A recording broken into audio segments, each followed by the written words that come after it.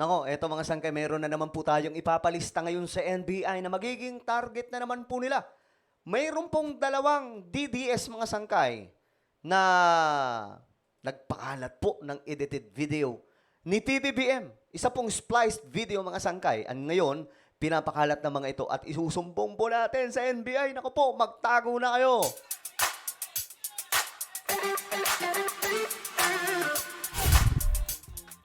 Yo, hello, what's up mga sangkay? This is me, I'm back for another vlog today. Kamusta po mga kababayan? I hope that every one of you guys ay okay lamang. Anyway, bago tayo magtuloy-tuloy, pakisubscribe po muna yung ating YouTube channel. Road to 2 million na po tayo. So kung ikaw ay gusto mong mapabilang sa dumaraming bilang ng mga solid sangkay, ang gawin nyo lamang po, i-click nyo po yung subscribe button na makikita po sa baba ng video na to. I-click nyo po yung bell at i-click nyo po yung all. Sa mga nanonood naman po sa Facebook, i-follow nyo po yung ating Facebook page. Alright? Ngayon, ito, shoutout ka pala sa lahat ng mga solid sangkay na nanonood ngayon. Mabuhay po kayong lahat. Alright? Mag-comment kayo sa ibaba ng hashtag solid sangkay kasama po ang inyong mga lugar. So, kahapon nga mga sangkay, nakarang araw, itinapik po natin itong mga taong ito na gumagawa po ng mga kalokohan laban po sa presidente. Ito po, kagaya po nito. Itong tinapik po natin. Tapos, mayroon din po ito. So, ano to, mga sangkay? Halos araw-araw po ginagawa natin. Ngayon, eto na naman. Ang goal kasi natin, may masakote ang NBI. Kasi, nakaraan mga sangkay, may sinampulan na. Eto po, ang sinampulan. Taga Cebu. Inaresto ng National Bureau of Investigation ang isang vlogger dahil sa umanong pagpapakalat pa rin ng fake news. Iniba raw ng naturang vlogger ang pahayag ni Pangulong Bongbong Marcos sa isang post ng News 5 Digital. Okay, iniba. No, makikita niyo mga sangkay, ito yung original, tapos ito naman yung peke. Galing, di ba? Ganyan po sila ka mga loko ngayon, mga sangkay. Ako wala namang problema, bumatikos eh. Kasi kalayaan po natin yan, mga Pilipino. Pero kung lalagpas ka na at gumagawa ka na ng kalokohan para manira, eh yun ang problema. Tandaan mo, pwede kang madampot ng NBI. Ito ang sinampulan, mga sangkay. Sa peking code card, binago ang laman para pagbukaing pabor si Pangulong Marcos na gawing legal ang droga sa bansa. Di ba? Ayon sa NBI, sineseryoso nila ang pagpuksa sa mga nagpapakalat ng maling impormasyon sa Ayan social na. media. Bukod sa inarestong vlogger, higit 20 pa raw ang binabantayan nila. Okay, mahigit 20 ang binabantayan. At that time, mahigit 20. 1 week ago na to eh. So ngayon, malamang marami-rami na po ito. Kasi padagdag ng padagdag eh. At ako, mga sangkay, sinesend ko po talaga ito ha. Yung lahat ng tinatapik natin dito, sinesend ko mga sangkay sa mga, alam nyo na, yung mga pwede nating mapagpaabutan na mga ganitong klaseng impormasyon para masakote. Kaya sigurado ako mga sangkay, malamang, marami sa mga ito ngayon, yung mga natapik na po natin, binabantay na po ng NBI. Hindi na po ako mahugulat kung isa sa kanila, susunduin ng NBI. Dahil din sa pagpapakalat umano ng fake news sa social media. Ngayon, mga sangkay, alam nyo, yung vlogger na yun na taga Cebu, nag-iyak-iyak. Humingi ng tawad, mga sangkay, pero wala na. Huli na ang lahat eh. Nandun na siya, nasa kote na po ng NBI. Gusto pa nga po niyang sabihin na, actually sinasabi po niya na buburahin na lang po niya. Kaso nga lang, hindi na po pwede yung ganun. Ngayon, eto mga sangkay.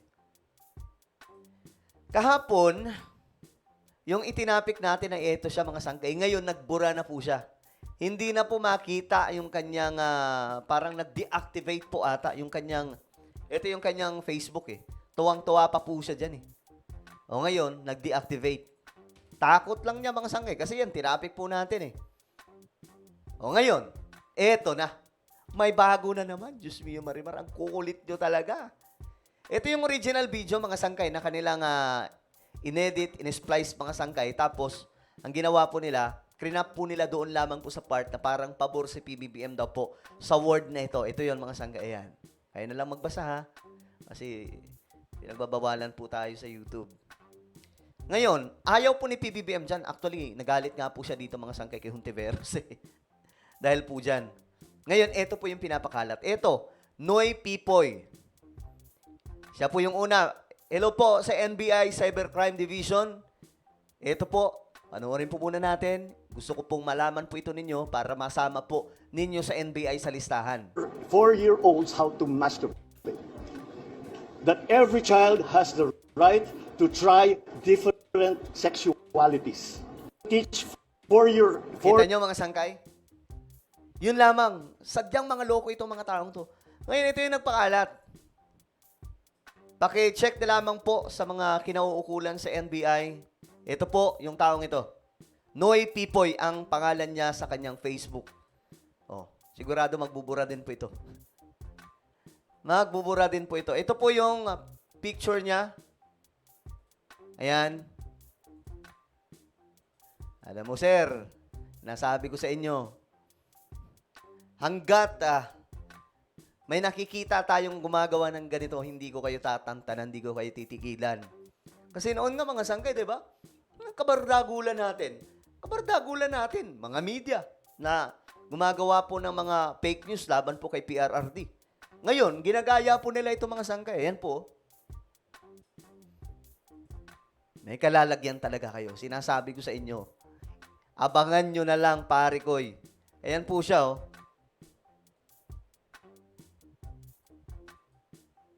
Ayan siya. Naku, pare koy. So, sa NBI, ito po. Taga saan ba ito? Tingnan natin. Taga Cebu. Huli ka, pare koy. Ayan po, Legazpi Street, Cebu City. Sa NBI, kasi buburahin po ito sigurado. At least alam nyo na ha. Legazpi Street, Cebu City, Philippines. 6000.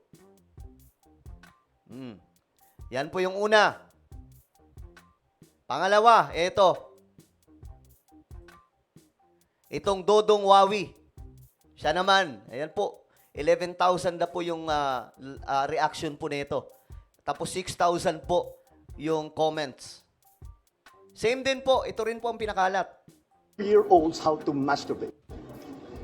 That every child has the right to try different sexualities. Teach Yan, mga sangkay, no? Ngayon, marami nang nakapanood nito. So, may kalalagyan ka ngayon, pare koy. Eto, malakas loob mo, ha? Loko-loko kayo, ha? Sinasabi ko sa inyo. Ngayon, masisira yung buhay ninyo sa kalokohan ninyo. Oh. May kalalagyan kayo, sinasabi ko sa inyo. Hindi ko kayo titigilan. Mga loko kayo, ha? Oh, ito siya. Ayan, mga sir. Ito po. Sa NBI. Ito pong lalaking to. Sila po yung nagpapakalat ng ganong klaseng impormasyon para po palabasin na si PBBM ay pabor sa...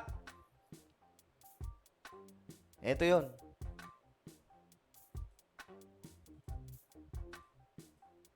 Ayan, mga sangkay. Mamaya, papanoorin po natin yung original video, mga sangkay, kung paano na bad trip si PBBM dyan. Okay? Ayan po yung pangalan niya. Si Dodong Wawi, or ito po, Gilbert Quinio Frias, or Hilbert. Hilbert or Gilbert Quinio Frias. Taga saan ba ito? Check natin. Magaling magtago. Pero sa tingin mo ba, hindi ka mahahanap? Mahahanap ka. Madali lang hanapin yan, lalong-lalo na nandito yung pangalan mo, ha? Ngayon, ito yung original video.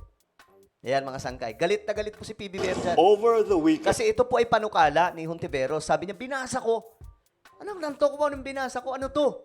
Bakit ganito? Bakit tuturuan natin yung mga bata sa kalokohan? O, sabi niya, I finally read in detail Senate Bill 1979.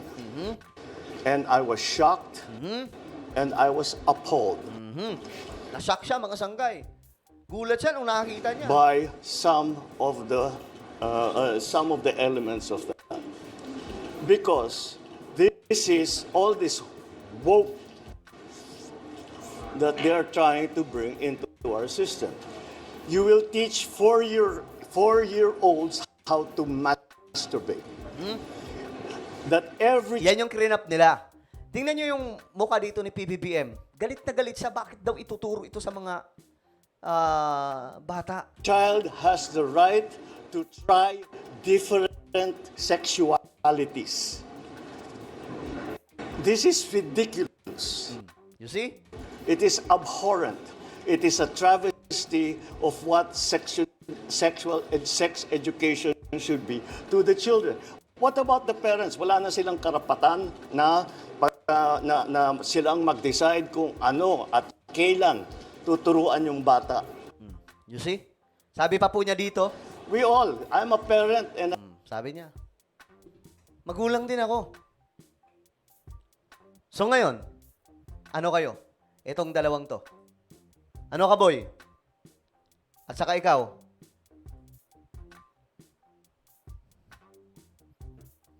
Alam nyo, kung anti-Marcos kayo, walang problema dyan eh. Ang mali nyo, gumagawa kayo ng mga maling bagay para lang masira yung isang tao. Kalokohan yung ginagawa ninyo eh. Di ba kayo nahihiya sa mga pamilya nyo? Para lang kumita, gagawa kayo ng mga fake information against the President of the Republic of the Philippines. Nakakahiya kayo, anak ng toko kayo. Ito pa oh. Ngayon, binigyan nyo yung sarili nyo ng mga problema. Hahantingin kayo ng NBI. Kalat nyo po itong mga sangkay. Ilalagay ko rin po yung link ng kanilang post. Madaling mahanap po yan sa IP address lang po. Magagaling po yung NBI. Malamang masasama po sa listahan ito. Sa NBI, kami po ay nananawagan. Isama nyo po ito sa listahan. Ayan po, nagpapakalat ng mga delikadong impormasyon o di kaya mga edited video ni PBBM. Alright, so ano pong inyong opinion? Just comment down below. Mayroon po tayong YouTube channel na Sangkay Revelation. Hanapin nyo po ito sa YouTube. Kapag nakita nyo na, i-click nyo po yung subscribe, i-click ang bell, at i-click nyo po yung all. Ako na po ay magpapaalam. Mag-iingat po ang lahat. God bless everyone.